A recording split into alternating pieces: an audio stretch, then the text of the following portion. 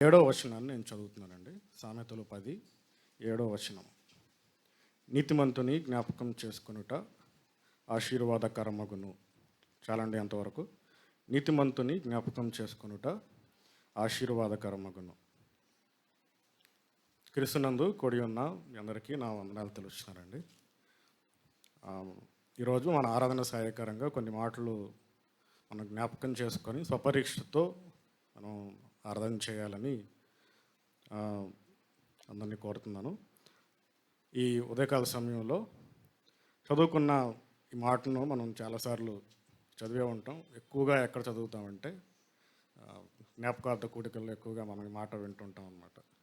నీతిమంతుని జ్ఞాపకం చేసుకున్నట ఆశీర్వాదకరమగును. మన జీవితాల్లో ఎన్నో అనుభవాలు ఉంటాయి కదండి. కొన్ని దుఃఖకరమైన అనుభవాలు ఉంటాయి, సంతోషకరమైన సంగతులు ఎన్నో ఉంటాయి. అయితే మనం కొన్ని జ్ఞాపకం చేసుకుంటాం, కొన్ని గుర్తుపెట్టుకుంటాము, కొన్ని మర్చిపోతుంటాం. అవసరమైనవన్నీ మర్చిపోతుంటాము. అలాంటి కొంతమంది అయితే అనవసరమైనవన్నీ గుర్తుపెట్టుకొని భయపడుతూ బాధపడుతూ ఉంటారు. అయితే ఉదయవేళలో ఏది జ్ఞాపకం చేసుకునుట మనకు ఆశీర్వాదకరమో కొన్ని సంగతులు మనం జ్ఞాపకం చేసుకున్నాం. ఏది జ్ఞాపకం చేసుకునుట ఆశీర్వాదకరం. యేసుక్రీస్తు ప్రభువు వారు కొన్ని మాటలు తన్నంతట తానే ప్రత్యేకంగా కొన్నిటిని జ్ఞాపకం చేసుకోండి అని పలికినట్టుగా మనం చూస్తాం. అది వాస్తవానికి ఇది సొలొమోను పలికిన మాట. సొలొమోను కొన్ని సామెతలు మాట్లాడాడు. ఇదే సామెతని మనుషులు ఎలాగా దాన్ని అర్థం చేసుకున్నారంటే, చచ్చిన వారు ఎవరైతే ఉంటారో వాళ్ళని నీతిమంతులుగా పోలుస్తూ ఉంటారు. మనం చూస్తూ ఉంటాం. ఆయన చచ్చిన వారు ఎవరైతే ఉన్నారో ఎలాంటి జీవితం జీవించినా, ఎంత దౌర్భాగ్యమైన జీవితం జీవించినా, ఎంత పాపిష్టి జీవితం జీవించినా కూడా చనిపోగానే ఆ వ్యక్తి ఎలా మారిపోతారట? నీతిమంతుడిగా మారిపోతారు. అంటే మనుషుల ఉద్దేశం అది. సొలొమోను ఆ మాట పలికాడు ఆ సామెతల్లో. మనుషులు ఆ మాటని వాడుతున్నారు. అయితే అర్థవంతంగా మనం ఈ ఉదయకాల సమయంలో మనం ఆరాధన చేసినప్పుడు ఎలా ఆశీర్వాదకరంగా మనం ఎలాగ ఆరాధన చేయాలో కొన్ని సంగతులు మనం చూద్దాం. మొదటిగా మనం చూసినట్లయితే దేవుడైన యెహోవా పాత నిబంధన గ్రంథంలో ఇశ్రాయేలులకి కొన్ని జ్ఞాపకం చేసుకోమని చెప్పారు. ఆ మాట మనం ఒకసారి చూసి మళ్ళీ కొత్త నిబంధనలోకి మనం వెళ్ళిపోదాం. ద్వితీయోపదేశకాండము 16వ అధ్యాయం. ద్వితీయోపదేశకాండము 16వ అధ్యాయము 3వ వచనం నుంచి నేను చదువుతున్నానండి. పస్కా పండుగలో పొంగినదేదైనాను తినకూడదు. నీవు త్వరపడి ఐగుప్తు దేశంలో నుండి వచ్చితివి కదా. నీవు ఐగుప్తు దేశంలో నుండి వచ్చిన దినమును నీ జీవితములన్నిటిలో జ్ఞాపకము చేసుకున్నట్లు బాధను స్మరణకు తెచ్చు పొంగని ఆహారమును 7 దినములు తినవలెను. ఇక్కడ ఇశ్రాయేలుకి దేవుడైన ప్రభువు ఏం చెప్తున్నారంటే, పస్కా పండుగని ఎలా ఆచరించాలో చెప్తున్నారు. అక్కడ వారు గుర్తు చేసుకోవాల్సిన కొన్ని సంగతులు ఉన్నాయి కదండి. ఏం గుర్తు చేసుకోవాలి? అక్కడ ఐగుప్తులో వారు అనుభవించిన బాధను స్మరణకు తెచ్చుకోవాలంట. దాన్ని జ్ఞాపకం చేసుకోమని చెప్తున్నారు.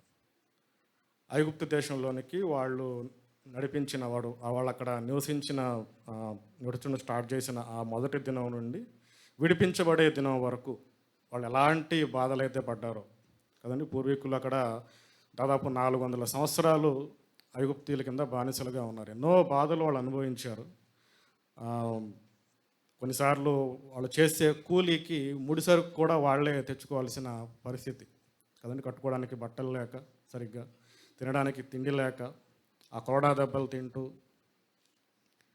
కన్నబిడ్డలను కూడా కనీసం బ్రతికించుకోలేని పరిస్థితుల్లో కదండి. మగబిడ్డ పుడితే చంపేయాలి, లేకపోతే నైల్ నదిలో పడేయాలనే బానిసత్వంతో కూడిన ఆజ్ఞ కింద వాళ్ళు నలిగిపోతూ బ్రతుకుతున్నారు. అలాంటి వారిని దేవుడు ఆశ్చర్య రీతిగా ఆ ఎర్ర సముద్రం గుండా వారిని దాటించినట్టుగా మనం చదువుతాం. అది కేవలం ఒక రోజులో అయిపోయిన ప్రక్రియ అన్నది, ఒక రోజులో అయిపోయింది అది కాదు కదా. దేవుడు వారికి ఆయనే దేవుడని, నిజమైన దేవుడని అనేక తెగుళ్ళ ద్వారా, అనేక ఆశ్చర్య క్రియల ద్వారా ఆయన నిరూపించుకున్నాడు. కానీ ఒక మాట మనం చూస్తాం అక్కడ, మోషేని దేవుడు పంపించేటప్పుడు వాళ్ళ దగ్గరికి, దేవా మరి నువ్వు ఎవరని వాళ్ళు అడుగుతారు నన్ను, నేనేమని చెప్పాలి అంటే నేనే అని ఒక మాట అక్కడ ప్రభు పలుకుతారేమోనంటే, దేవుడైన యెహోవా నామమున పడలేదు అంటే దాని అర్థం ఏంటి అంటే, వాళ్ళకి యెహోవా అనే నామం తెలియదు అంటారా? అంతకుముందు మనం చూస్తే ఆదికాండంలో చాలా సందర్భాల్లో ఆ మాట మనకు కనపడుతుంది, దేవుడైన యెహోవా, దేవుడైన యెహోవా. అయితే వారు అనుభవపూర్వకంగా అక్కడ దేవుణ్ణి తెలుసుకున్నారండి. అనుభవపూర్వకంగా దేవుడు వారికి తెలియపరచబడలేదు. ఉదాహరణకి మనం ఒక ఉదాహరణ తీసుకుంటే, తొలిచూలు ఎవరైతే ఆ ఆజ్ఞ జారీ అయిందో, మగబిడ్డ పుడితే చంపేయాలి అని, మొదటి కుమారుడు మగబిడ్డ పుడితే చంపేయాలన్నప్పుడు దేవుడు ఆశ్చర్యరీతిగా అక్కడ మరణదూతకి ఆజ్ఞాపించినప్పుడు, ఆ మరణదూత ఏం చేశారట, ఐగుప్తీయుల్లో, ఇశ్రాయేలీల్లో మొదటి బిడ్డకు బదులుగా ఐగుప్తీయుల్లో మొదటి బిడ్డ అక్కడ చనిపోవడం జరిగింది. తద్వారా ఇశ్రాయేలు ఎలా ఏమర్థం చేసుకున్నారంటే, ఈయనే మా దేవుడు. అనుభవపూర్వకంగా వాళ్ళు తెలుసుకున్నారు. అనుభవపూర్వకంగా అలాంటి అనుభవం వారు కలిగి ఉన్నవారు కాబట్టే ఎర్ర సముద్రాన్ని దాటడం అనేది చాలా అద్భుతంగా, మనం చదువుతుంటేనే ఆ మాటలు ఎలా ఉంటాయంటే రోమాలు మనకి నిక్కుపడుచుకున్నట్టుగా ఉంటాయి. ఎంత గొప్ప తీర్పులు తీర్చి అక్కడ దేవుడు వాళ్ళని ఆ ఎర్ర సముద్రం గుండా వాళ్ళ ఆరిన నేలను వారు నడిచారు. ఎంత గొప్పగా ఉంటుందండి ఆ మాట, ఆరిన నేలను నడిచారట. ఇది ఇశ్రాయేలీయుల అనుభవం. కానీ ఉదయకాల సమయంలో మన అనుభవాన్ని ఒకసారి మనం జ్ఞాపకం చేసుకుంటే, అక్కడ గొర్రెపిల్ల బలి ద్వారా వాళ్ళు విడిపించబడ్డారు. గొర్రెపిల్ల బలి ద్వారా వారికి అక్కడ విడుదల కలిగింది. ఆ గొర్రెపిల్లను వధించి దాన్ని జ్ఞాపకం చేసుకోమని చెప్తున్నాడు అక్కడ ప్రభువు. కానీ కొత్త నిబంధనలోకి వచ్చేసరికి ప్రభు ఏమంటున్నాడంటే, మీరు నన్నే జ్ఞాపకం చేసుకోండి అంటున్నాడు. నన్నే జ్ఞాపకం ఆ పాటలో మనం పాడుకున్నాం కదండి, ఆ రెండో పాటలో, యేసు ప్రభువా నీదు ప్రేమ ఎన్నతరం కాదు. ఆ వచనాలన్నీ మనం చూసినట్లయితే అవన్నీ మనము అనుభవించవలసినవి. వాస్తవానికి మన పైన పడవలసిన దెబ్బలు, లేదా మనం అనుభవించవలసిన హింస, అది మనం పొందవలసిన శిక్ష. కానీ మన పక్షాన మన ప్రభు అయిన యేసుక్రీస్తు వారు పొందడం ద్వారా మనకి విడుదల కలిగింది.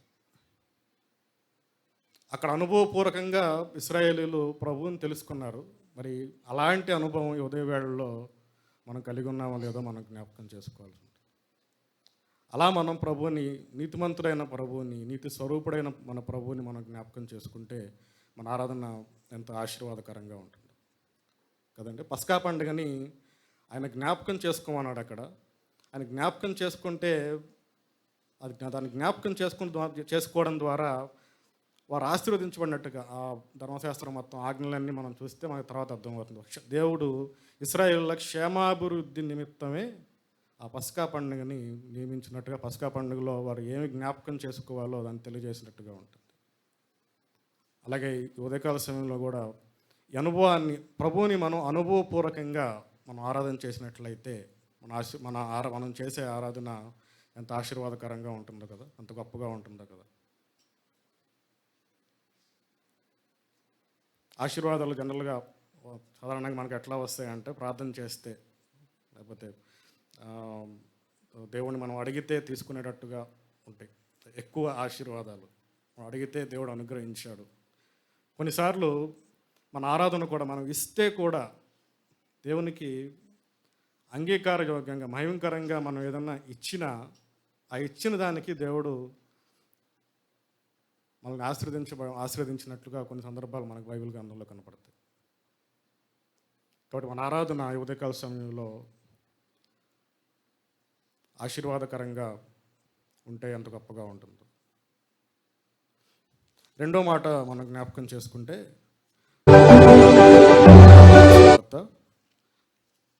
17వ అధ్యాయాన్ని మనం చూద్దామండి ఒకసారి. లూకాసు వార్త 17వ అధ్యాయంలో 31వ వచనం నుంచి నేను చదువుతున్నాను.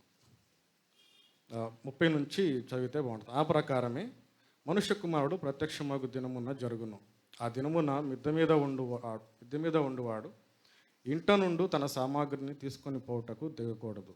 అలాగే పొలములో ఉండువాడు తిరిగి రాకూడదు. లోతు భార్యను జ్ఞాపకం చేసుకునండి అనే మాట మనకు కనపడుతుంది ఇక్కడ. యేసుక్రీస్తు ప్రభువు వారు మొదట ప్రాముఖ్యంగా మనకు తెలిసిన మాట ఏంటంటే, మొదట ఆయన్ని జ్ఞాపకం చేసుకోమని చెప్పారు. 1 కొరింథీ పత్రిక 11వ అధ్యాయంలో మనకు చూస్తే అర్థమవుతుంది. ఆ తర్వాత ఆయన మరి ముఖ్యంగా జ్ఞాపకం చేసుకోమంది ఎవరిని అంటే లోతు భార్యని. ఇక్కడ లోతు భార్యని మనం ఎందుకు జ్ఞాపకం చేసుకోవాలి అంటే, ఆవిడ భక్తురాలని మనం జ్ఞాపకం చేసుకోవడం కాదు, కానీ ఇక్కడ నాకు అర్థమైన మాట ఏంటంటే, వెనక్కి తిరిగి చూసిన అనుభవం గల ఆవిడగా మనకి కనపడుతుంది లోతు భార్య.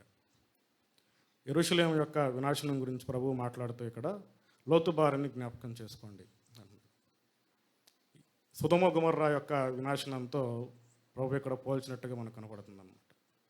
లోతు భార్య అక్కడ ఉప్పు స్తంభంగా మారిపోయింది, మనకు వృత్తాంతంగా మిగిలిపోయింది. ఎలాగంటే వెనక్కి తిరిగి చూసింది. అక్కడ దేవుని ఆజ్ఞ ఏంటి అంటే, వెనక్కి తిరిగి చూడకుండా ఆ పట్టణాన్ని విడిచి వచ్చేయాలి. లోతు భార్య ఏం చేసిందంటే, వెనక్కి తిరిగి చూసినందువల్ల అక్కడ నాశనం అయిపోయినట్లుగా మనకు కనపడుతుంది అన్నమాట. ఉదయవాడలో ప్రభువుని ఆరాధించబోయే మనం వెనక్కి తిరిగి చూసిన అనుభవం ఏమైనా మనం ఎదుర్కొన్నామేమో మనం జ్ఞాపకం చేసుకోవాల్సిన వారమే ఉన్నాం. వెనక్కి తిరిగి చూసిన అనుభవం, వెనక్కి తిరిగి చూసి వినాశనాన్ని కొని తెచ్చుకుంది లోతు భార్య. మన జీవితంలో ఏమైనా అలాంటి వెనక్కి తిరిగి చూసిన అనుభవాలు ఉంటే ఈ వారంలో మనం స్వపరీక్షతో మనం దేవుని ఆరాధించిన వారం అయితే మనం ఆశీర్వాదాన్ని తీసుకునే వారంగా ఉంటాం. ఉదయవేళలో మనం జ్ఞాపకం చేసుకుందాం, మన ఆరాధన నాశనాన్ని తెస్తుందా లేకపోతే ఆశీర్వాదాన్ని తీసుకొని వస్తుందా. మూడో మాటగా మనం చూస్తే ఒకసారి హెబ్రీ పత్రిక వెళ్దామండి. కేవలం ఈ మాట మనం చూసుకొని మనం ఆరాధనలోనికి వెళ్ళిపోదాం. మన రక్షణని మనం విడిపింపబడిన దాన్ని మొదట మనం జ్ఞాపకం చేసుకోవాలి. అలాగే మన ఆరాధనలో వెనక్కి తిరిగిన సందర్భాలు, అనుభవాలు ఏమైనా ఉంటే వాటిని మనం జ్ఞాపకం చేసుకోవాలి. అలాగే హెబ్రీ పత్రిక 13వ అధ్యాయం 3వ వచనాన్ని నేను చదువుతున్నాను. హెబ్రీ పత్రిక 13వ అధ్యాయము 3వ వచనం. మీరును వారితో కూడా బంధింపబడినట్లు బంధకముల్లో ఉన్న వారిని జ్ఞాపకం చేసుకునుడి. ఈ వచనాన్ని నేను చదివినప్పుడు నాకేమర్థమైందంటే, దేవుని దాసులు ఎంసి న్యూటన్ బాబు గారు ఆరాధనా తలంపులు అనే ఒక పుస్తకాన్ని రాశారు. అందులో రూతు బోయజు మధ్య వృత్తాంతాన్ని ఆయన రాస్తూ గ్రంథంలో అక్కడ ఒక మాట ఉంటుంది ఏంటంటే, అతడు ఆమెకు పేలాలు ఇయ్యగా ఆమె తిని తృప్తి పొంది కొన్ని మిగిల్చెను అన్నమాట. ఆ కొన్ని మిగిల్చెను అనే ఆ మాటని ఆయన ఎలా వివరించారంటే,